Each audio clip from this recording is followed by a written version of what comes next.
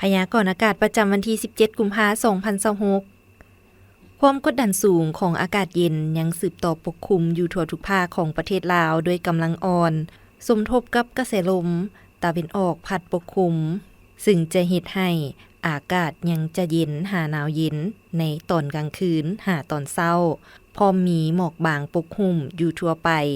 ส่วนในตอนบ่ายอากาศร้อน พอมีลมพัดแรงเป็นบางโอกาสอยู่ในแต่ละภาคตื่มอีก พยากรณ์อากาศแต่ 7 โมงของวันที่ 17 หา 7 โมงของวันที่ 18 กุมภาพันธ์ 2026 ภาคเหนือด้านตะวันออก แขวงพงศาลี หัวพันและเสียงขวาง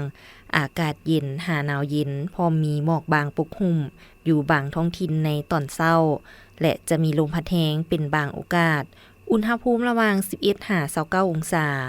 ภาคเหนือด้านตะวันตก แข่งหลวงน้ำทา บ่อแก้ว อุดมไซหลวงพระบาง และไซยบุรี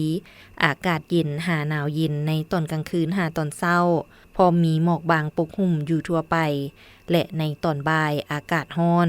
พอมีลมพัดแรงเป็นบางโอกาส อุณหภูมิระหว่าง 12 หา 35 องศา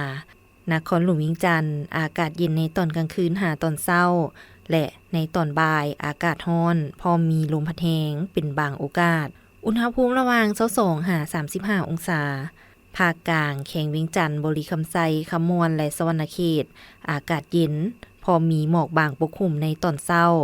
และในตอนบ่ายอากาศร้อน พอมีลมพัดแรงอยู่บางท้องถิ่น อุณหภูมิระหว่าง 17 หา 36 องศา แข่งไซสมบูรณ์ อากาศหนาวเย็น พอมีหมอกหนาปกคลุมในตอนเช้า และจะมีลมพัดแรงเป็นบางโอกาส อุณหภูมิระหว่าง 11 หา 32 องศา ภาคใต้แขวงสารวัน จำปาสัก เสกอง และอัตตปือ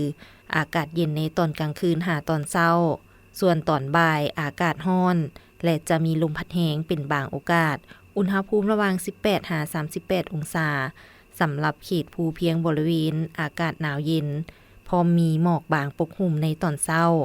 มีลมพัดแรงเป็นบางโอกาส อุณหภูมิระหว่าง 13 หา 26 องศา